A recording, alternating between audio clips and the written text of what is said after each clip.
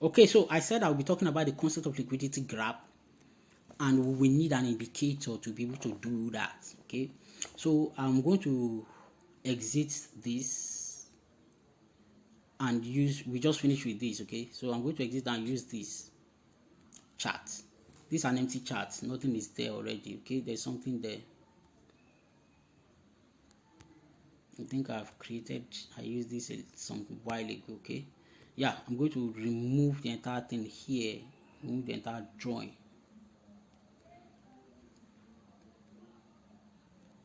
Remove drawing or designs, blah blah blah. Okay, all right, so I'm going to switch on this. Now please take note of this. You need to understand that the section in place will determine how the market will move. Okay, for example, now in Asia section, if you are looking at JPY pairs, you are going to see long and large movement. Let's check one. Let's go check. Let me show you so you understand what I'm saying. Euro JPY.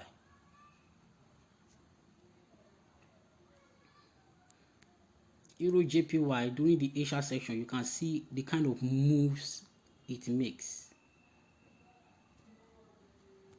Though it makes lots of moves during London section as well, but during Asia section as well. Let me put it on. I switch the entire thing off. Okay, so I'm going to switch it on. Let's see.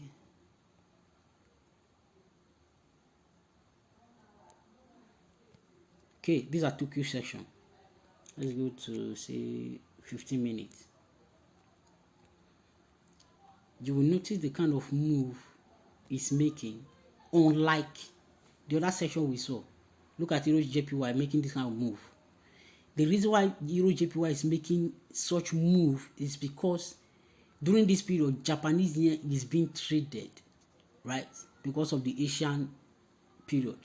But if you go to during New York session and the US session, the move they will make as well may be a big move, but two things. Number one, the Japanese yen is not much traded like it will be traded during the Asian session. So that's why you need to understand that if you are trading a currency, make sure that the currency section is in place at that particular time. Okay, so now that we are trading Euro USD,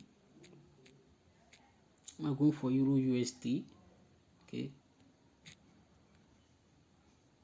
now we're going for Euro USD. I'm going to switch off all that section and leave these two sections there, London and New York, because during this section, these are when price will be moving or having high volatility. Okay, now if you remember, I'll just talk about supply and demand, right? Now this time around, we are going to be talking about the concept of liquidity graph. Now what we mean by liquidity graph is, take a look at this. Let's put all this section in place. Take a look at this.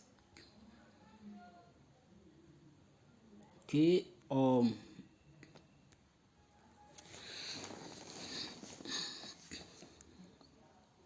now I want you to look at each box here.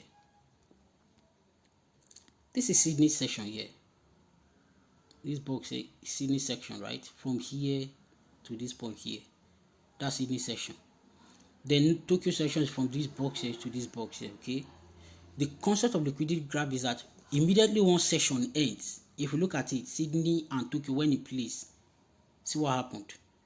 Immediately this session ended, this Tokyo section took the liquidity. That's the highest point Sydney and Tokyo made together. We can say this is Sydney session now, right? The highest point Sydney got to, Tokyo session took it up, meaning it took the liquidity where people will be setting maybe stop loss, take profit, sell, order from. It took it and it went up. Okay, now this point here was the point between London and Tokyo. Immediately Tokyo session ended, the same thing happened. It came down and it took the the liquidity of London and up as well. Okay, took the liquidity of London out. Then New York session came. When New York session came, New York session did the same thing. Took the liquidity of London, which is the lowest point London got to. Liquidity was grabbed, or the highest point London got to. Liquidity was taken, and price moved downwards. Okay. Now, what you need to understand is that this period happens in the market at every particular point in time. Okay. So what you are going to be looking out for is liquidity being taken. All this movement, this large movement up, and all of a sudden you see a wick coming down. These are liquidity that's been grabbed. This is liquidity here. This is a liquidity point here that's been grabbed. All this large wick movement is what we call liquidity. When liquidity is being grabbed, we have a retest of that liquidity before price go towards the next direction. It happens on every area. It happens everywhere. Sydney session goes to this place. Tokyo session grab the liquidity of Sydney session. London session came in. London session grabbed the liquidity of Tokyo session and push it up. New York session came in. This is the high point of London here. New York session came in, pushed price upward and dumped. It happens everywhere. Okay, that's the concept of liquidity grab. Now let's go to the recent liquidity grab here. Now, if I'm trading only Euro and USD, I will be looking for Asian section. Okay, so what I will do is, this is the Asian section, which is Tokyo section. I'm going to draw a line this way. This is the highest point of Tokyo session, right? You draw a line this way. Then I'm going to draw another one here. This is the lowest point of Tokyo session. This is the lowest point of Tokyo session. Here. Okay. Now, what will I be looking for? I'll be looking for whichever section is being broken first. I'm looking for whichever section is being broken first. The section that is broken first during the London session, if the above is being broken first, I'm going to be looking for a sell, because I know liquidity was taken. If the below is taken first, I'm going to look for a buy, because I know liquidity will be broken. But then I cannot look for a buy here, right? I don't look for a buy here because price was broken from below. But I'm going to look for two things. Number one, I'm going to look for an area of supply on the 15-minute chart. This is a 15-minute chart here, so this will be an area of supply. Area of demand. Okay, the last red candle before price start going up, which is somewhere here. So I will have had this one in place. So I'm going to be looking for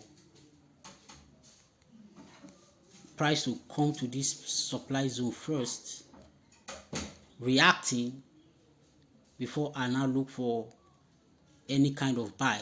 Or rather, if price break here, I'm also going to look for a sell downwards to the last area of supply here, area of demand here. Then immediately I see a turnaround from this area. I immediately see that price is going to go up, then I buy. Now, liquidity session in London. Okay, let me switch off two sections first so you can see what I'm saying. I'm going to be switching off, I'm going to switch off the New York session since we are dealing with just London. We want to see how London took out the liquidity of Asian section, which is Tokyo. Okay, sorry. All right, so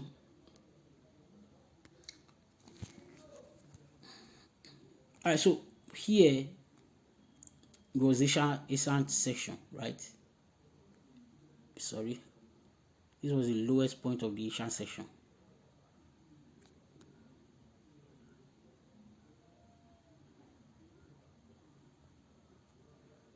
Because Asian section ended here, right? So this was the lowest low of Asian section, right? Look at it. Then the highest of the HR section was here as well. So I have my two spots in place. I'm looking for a breakout of any of this section. A breakout of any of this section.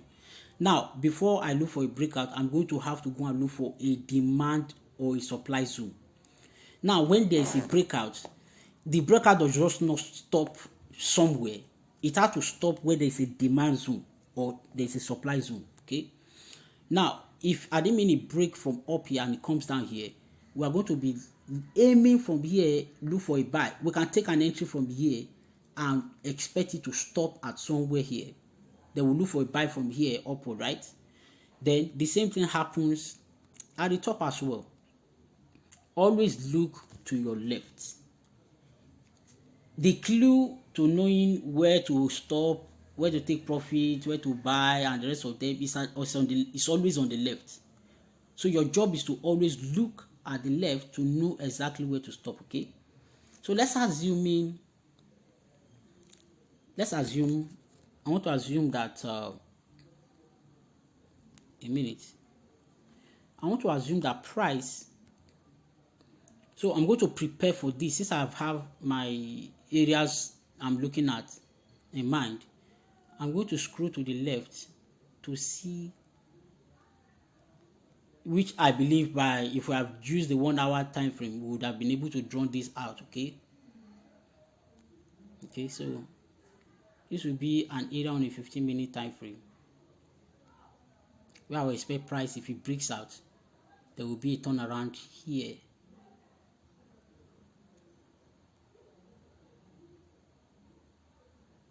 Be a turnaround here.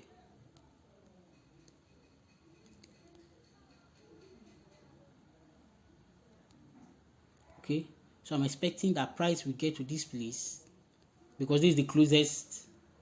This is the closest from our area we've drawn, right?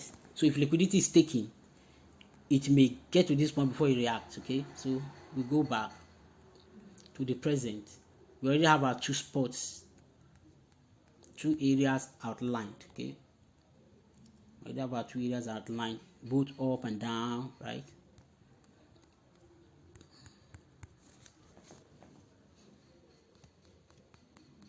We have our two areas outlined. Excuse me. So we are expecting that if anything happens and liquidity is grabbed, we are expecting price to react at this point. Now, if we had used a 1 hour time frame, we would have seen that possibly, or a 4 hour time frame, we would have seen that possibly it would have extended to this point. Okay, but generally it did not get to this point, but it's just liquidity that was grabbed and price started reacting and it came down here. So what we could have done is immediately liquidity is grabbed and we see a candlestick that gives us a kind of formation of rejection automatically, because this is the first. Rather, let's go to a 1 hour chart. So I will show you something here.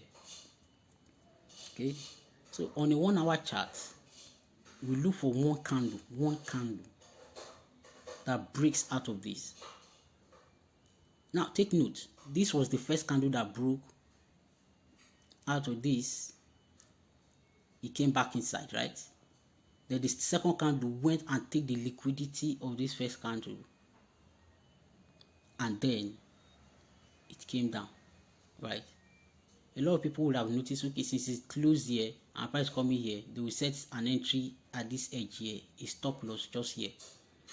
You see, this last candle came to take this before dumping, and it was this candle that created another dump where there was a retest before price start going up.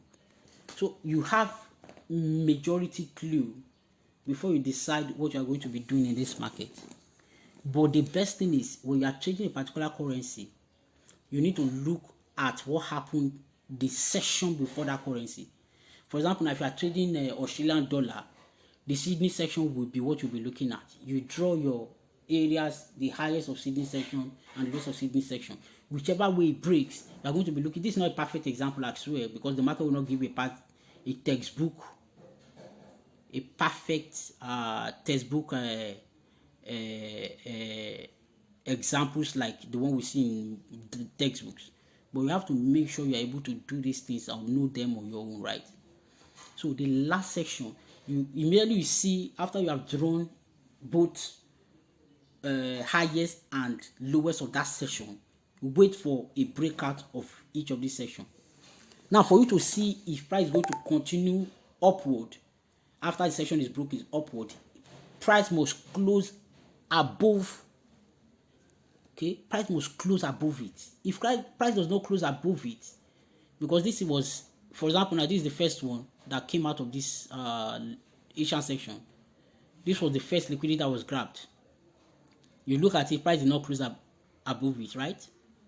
Then you are expecting that maybe it will come down. You don't really know. You are not sure. Then all of a sudden the price broke out again, but unfortunately it took out liquidity because people would have taken entries. Immediately saw it come here, they would have taken set entries somewhere here, and their stop loss would have been here. The second one came out and took the liquidity, took out all this, and before you know, it came down. A lot of people would have said, okay, price is going to come down. They would set their entries here and their stop loss here.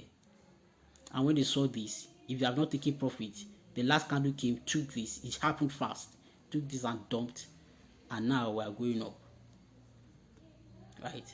So your job is to know when liquidity is going to be taken. So you don't need to rush this market. All you just need to do is know the currency you are trading, at what particular point this currency will be volatile.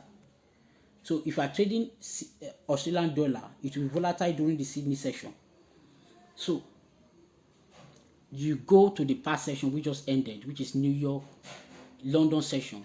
So what you do is you draw the highest of London, the highest of the lowest of London section, and you wait for London section to close, and then look out for liquidity grab in any direction it goes to. After drawing your up and down, you wait for it must close above it. If it does not close above it, it has given you a hint that price is going to go the other direction. Except you close above it, then you know, okay, price is going to go to the other side direction as well. Okay, so it's your job to know that. So once liquidity grab is being taken, remember your supply and demand area. It will give you a direction of where price get to, and you see that it does not break it. It gives you an idea that price is going to go and take the demand zone, go to the support zone or supply zone, or come from the supply zone and get to the demand zone. It's as simple as ABC. With this, as long as you will have a proper risk management in place, losing will be minimal, because then you'll be making 1 to 5x. For example, now let's take a look at this. Let's say we are going to be taking a long from here to this place. Taking long from here to this place, and our stop loss is somewhere here. You can see this is a 1 to 5 risk to reward. 1 to 5 risk to reward. When price get there, it triggers you in. You reach $50, you are going to be getting $250 back as profit. If you win this, like say 60% of the time, you are in mad profit. Okay, in maximum profit, maximum. Okay, because every time you win, you have to lose 5 times before you can break even. So that is that on the concept of supply and demand, then liquidity grab. If you recap again, liquidity grab is the last session before the new session. Mark the high and the low, wait for a breakout. The breakout will be a clean breakout. I usually use 1 hour, because whatever happens on the candlestick on 1 hour will take another 1 hour to render it invalid, right? So if I see a breakout on 1 hour, meaning price going to go towards that direction. But if I see it broke out but came back inside the triangle that I drew, I know price is going to dump. And from there, I set my entries and I roll with it. Okay, always make sure you have at least 25 pips stop loss. So you try to make your entry as low as possible. You can go to even to the lowest time frame, which is like 1 minute time frame, to take your entry from. Okay, so that's that. And a hint on entry, in case you want to take your entry, it will be better for you to use a fair value gap. So you look for a fair value gap that is close to your stop loss, and you take your entry from there, and you wait. You have to be patient. because sometimes you think price is just going down, all of a sudden the price just go up. Take your entry, clear out stop losses, and then start going your way. Okay, so that's that. I wish you success. If you have any question, you just ask. I will try and as much as possible to reply. Okay, so that's that.